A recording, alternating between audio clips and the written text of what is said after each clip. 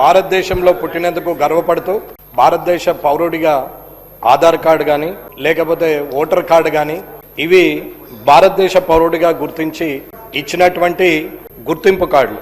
అలాంటి భారతదేశ రాజ్యాంగంలో సాక్షాత్తు గవర్నర్ సాక్షిగా, శాసన మండలి చైర్మన్ సాక్షిగా, శాసనసభ స్పీకర్ సాక్షిగా జాతీయ గీతం వస్తున్నప్పుడు ఖచ్చితంగా దానికి గౌరవం ఇవ్వాల్సిన అవసరం ఉంది.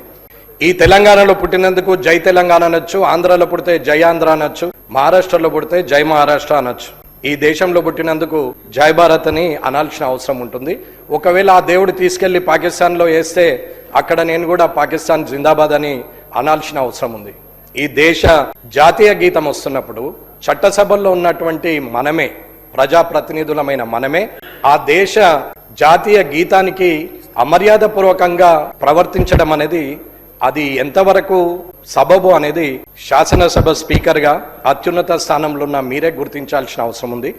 గవర్నర్ గారి సాక్షిగా జరిగినటువంటి ఇటువంటి విషయాన్ని ఖచ్చితంగా తిరిగి పునరావృతం కాకుండా చూసుకోవాలని కోరుకుంటూ ముగిస్తున్నా.